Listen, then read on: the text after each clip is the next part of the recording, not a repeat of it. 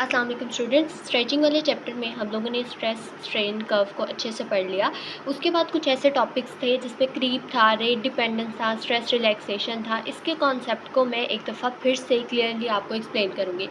सबसे पहले हमारे पास आती है क्रीप। क्रीप आपको ये बताती है कि जब भी आपके मसल्स या सॉफ्ट टिश्यू के ऊपर एक कांस्टेंट लोड अप्लाई किया जाता है तो उसके बाद टिश्यूज़ की इलॉन्गेशन होना स्टार्ट हो जाती है। हम लोगों ने पढ़ा था कि विस्को इलास्टिसिटी टिश्यूज़ की वो प्रॉपर्टी होती है जो टिश्यूज़ को अलाउ करती है ओवर टाइम स्ट्रेच होने में। स्टार्टिंग में जब स्ट्रेच अप्लाई होता है तो टिश्यू उस स्ट्रेच को क्या करता है, रेजिस्ट करता है। बट जब वो स्ट्रेच प्रोलॉन्ग टाइम के लिए अप्लाई होता रहता है तो फाइनली आपका टिश्यू गिव अप करता है और उसकी लेंथनिंग होना स्टार्ट हो जाती है। ठीक है, अब क्रीप की जो एप्लीकेशन है बेसिकली वो क्या है, वो कहते हैं कि जब हम स्टैटिक स्ट्रेचिंग अप्लाई कर रहे होते हैं, जब भी हम लोगों ने सीरियल कास्टिंग करनी होती है, जब भी हम लोगों ने अपने टिश्यूज़ की लेंथनिंग करानी होती है, ये बेसिकली इस तरह की टेक्निक होती है जिसमें हम पेशेंट के कॉन्ट्रैक्चर्स को प्रिवेंट करने के लिए उसको लेंथनड पोजीशन में जो है उसकी सीरियल कास्टिंग करते हैं।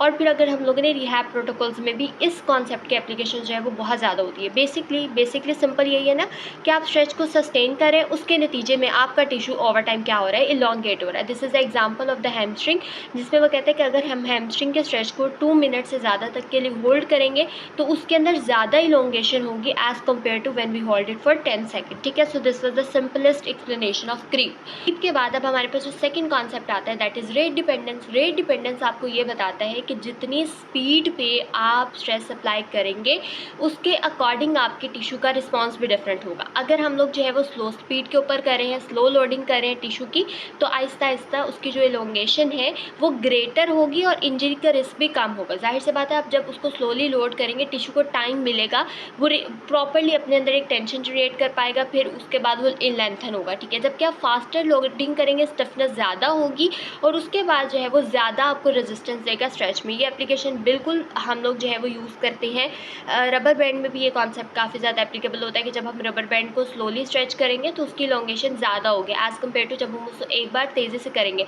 और फिर जब हम एक बार तेज़ी से करते हैं तो फिर रबर बैंड उसके बाद नहीं जाता और वो आपको एक रेजिस्टेंस भी फील होती है। You can try that. ठीक है, उसके बाद ये इंपॉर्टेंट इसलिए ताकि हम इंजरी को प्रिवेंट कर सकें और इफेक्टिवली स्ट्रेचिंग टेक्निक अप्लाई कर सकें। आपको ये पता हो कि किस टाइम पे आपने पेशेंट को स्लो स्ट्रेचिंग करानी है और कब आपने बैलिस्टिक स्ट्रेचिंग करानी है। और ballistic stretching basically high velocity stretching techniques होती हैं जो कि स्पीड में स्ट्रेचिंग अप्लाई की जाती है, उसके अंदर रैपिड लोडिंग हो रही होती है। ठीक है, तो ये चीज़ आपको वो बताती है। ठीक है, उसके बाद हमारे पास आती है ये चीज़ कि इसकी क्लिनिकल रेलिवेंस क्या है वो मैंने आपको पीछे बता दिया। अब हमारे पास आती है स्ट्रेस रिलैक्सेशन। ये मैंने आपको पहले भी बताया था कि स्ट्रेस रिलैक्सेशन क्या होती है। जब भी आपके टिश्यू के ऊपर स्ट्रेस अप्लाई होता है तो उसके बाद इवेंचुअली आपके टिश्यू के अंदर टेंशन कम जनरेट होना शुरू हो जाती है। स्टार्टिंग में नया नया आपने टिश्यू को स्ट्रेच करना स्टार्ट किया, उसकी लोडिंग ज़्यादा करना शुरू की या उसको स्ट्रेंथन कराना शुरू किया किसी भी तरह से, तो आपका टिश्यू जो है वो ज़्यादा टेंशन जनरेट करेगा in order to take that load. ठीक है, लेकिन आहिस्ता आहिस्ता जब आपके टिश्यू के ऊपर रिपीटेडली स्ट्रेस लगना शुरू हो जाएगा, आपका टिश्यू जो है वो उसका आबादी हो जाएगा। ठीक है, तो अब वो कम टेंशन जनरेट करेगा और कम टेंशन में भी वो अपना सारा जो लोड है उसको रेजिस्ट कर सकेगा। ठीक है, तो that's the simple thing. Stress relaxation occurs when a soft tissue held at constant length and the stress with in the tissue decreases over time. जब आपने जाहिर उसको एक टाइम के लिए हेल्ड किया उसके बाद उसका जो टाइम है कम हो जाएगी। स्टैटिक स्ट्रेचिंग में भी काफ़ी ज़्यादा हेल्पफुल है और स्प्लिंटिंग में भी काफ़ी ज़्यादा हेल्पफुल है। ठीक है, यहाँ पर देखिए हम लोग जब स्ट्रेच को किसी भी टाइम के लिए होल्ड करते हैं, अगर हम पेशेंट जो कि स्ट्रोक का पेशेंट होता है, अगर उसको बहुत ज़्यादा स्पेस्टिसिटी हो जाती है, ठीक है, तो स्पेस्टिसिटी बेसिकली एक जो है न्यूरोलॉजिकल कंडीशन है। बट कोई भी पेशेंट आपके पास ऐसे है जिसमें कॉन्ट्रैक्चर वगैरह बन जाते हैं और आप उसको स्ट्रेचिंग कराते हैं, तो जब आप स्ट्रेच को स्टैटिकली होल्ड नहीं ना करेंगे, आप स्टैटिक स्ट्रेचिंग नहीं अप्लाई कर रहे उस पेशेंट के अंदर, 30 सेकंड से ज़्यादा तक आप स्ट्रेच को होल्ड नहीं कर पा रहे, तो उसका इतना इफेक्ट नहीं आएगा। ठीक है, सो हम लोग 30 सेकंड तक स्ट्रेच को होल्ड करते हैं ताकि उसके अंदर आहिस्ता आहिस्ता से इलोंगेशन होना स्टार्ट हो। ठीक है, नेक्स्ट एक है साइक्लिक लोडिंग। साइक्लिक लोडिंग ये है कि हम उसके ऊपर रिपीटेडली जो है वो स्ट्रेस अप्लाई करते हैं, फिर उस स्ट्रेस को रिलीज़ करते हैं। ठीक है, इसकी वजह से जो है वो बार बार रिपीटेडली लोडिंग हो रही है, जाहिर सी बात है फटीग या माइक्रो डैमेज होने के चांसेस काफ़ी ज़्यादा है। Tissues Aahista Aahista functional load से अडाप्ट करते हैं और ये फंक्शनल स्ट्रेचिंग में काफ़ी ज़्यादा हेल्पफुल रहती है टेक्निक। हमने ये पढ़ा था ना, डायनेमिक स्ट्रेचिंग जो है वो अहेड ऑफ एक्सरसाइजेज हम पेशेंट को डायनेमिक कराते हैं, स्टैटिक स्ट्रेचिंग नहीं कराते हैं। ठीक है, तो उसका यही रीज़न है।